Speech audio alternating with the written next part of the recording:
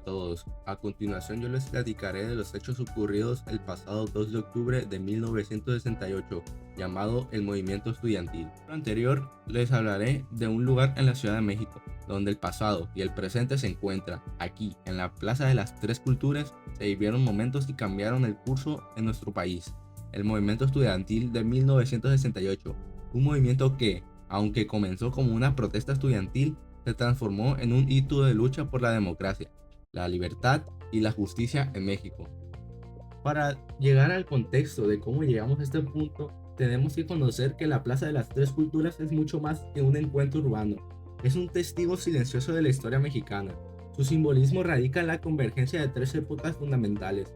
Por ejemplo, la historia prehispánica, representada por las ruinas de Tlatelolco, un imponente centro comercial y ceremonial de México antiguo. Otro, la época colonial, reflejada en la imponente iglesia de Santiago Apóstol, construida con las mismas piedras de las ruinas. Y la moderna, visible en los edificios residenciales que la rodean, concebidos con un modelo de modernidad urbana de la década de los 70.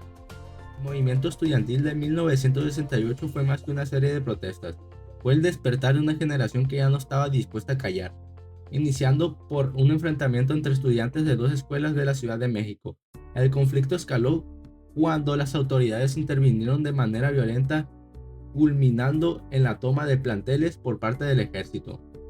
Ya hablando en un contexto político, y para poder entender el porqué de este movimiento, en México podemos ver que en esos años gobernaba el Partido Revolucionario Institucional, el PRI, ya de hacía varias décadas.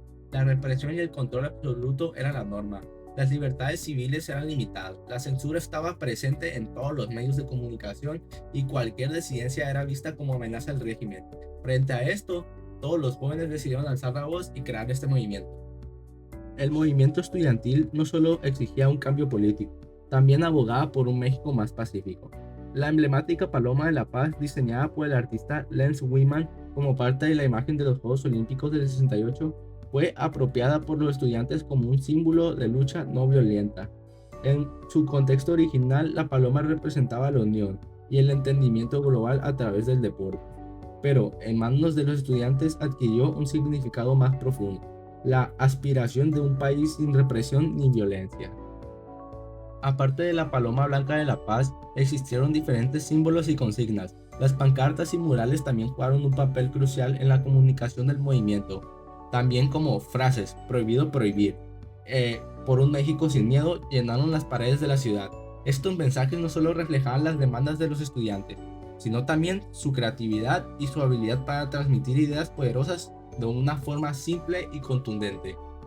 Llegando a un punto crucial en esta historia, el 2 de octubre de 1968, la Plaza de las Tres Culturas se convirtió en un escenario de una tragedia que marcó para siempre la historia de México. Ese día, miles de estudiantes, trabajadores, familias y ciudadanos se congregaron para exigir la justicia, libertad y democracia. La convocatoria fue organizada por el Consejo Nacional de Huelga, CNH, el órgano estudiantil que lideraba el movimiento de hacía meses. A simple vista, parecía ser una protesta pacífica más, como muchas otras que ya se habían llevado a cabo semanas previas, pero las autoridades tenían otros planes. Agregado a esto, un detalle histórico: días antes el gobierno de Díaz Ordaz había preparado un operativo de represión cuidadosamente orquestado, conocido como Operación Galeana. Este plan incluyó el despliegue de tropas del ejército, el bloque de acceso a la plaza y la infiltración de agentes del Batallón Olimpia, un grupo paramilitar especializado que mezclaron entre la multitud vestidos de civiles y portando un guante blanco en la mano izquierda para identificarse entre ellos. Adicional a lo demás, habían francotiradores estratégicamente ubicados en los edificios circundantes, como el Molino del Rey y la unidad habitacional de Noanac. Continuando con el fatídico día, a las 6:10 de la tarde, cuando el mitin comenzaba a tomar fuerza, una bengala verde iluminó el cielo. Era la señal que marcaba el inicio del operativo militar. De las azoteas de los edificios cercanos, incluyendo el Chihuahua, comenzaron los disparos. Se cree que algunos de estos primeros tiros fueron realizados por el Batallón Olimpia, con el objetivo de generar caos y confusión entre los soldados y justificar la represión violenta. A partir de ese momento, la Plaza de las Tres Culturas se convirtió en un campo de batalla. Adicional a lo anterior, los francotiradores estaban estratégicamente ubicados en los edificios circundantes, como el Molino del Rey y la unidad habitacional de Naonalco Tlatelolco. Al escuchar los disparos, las tropas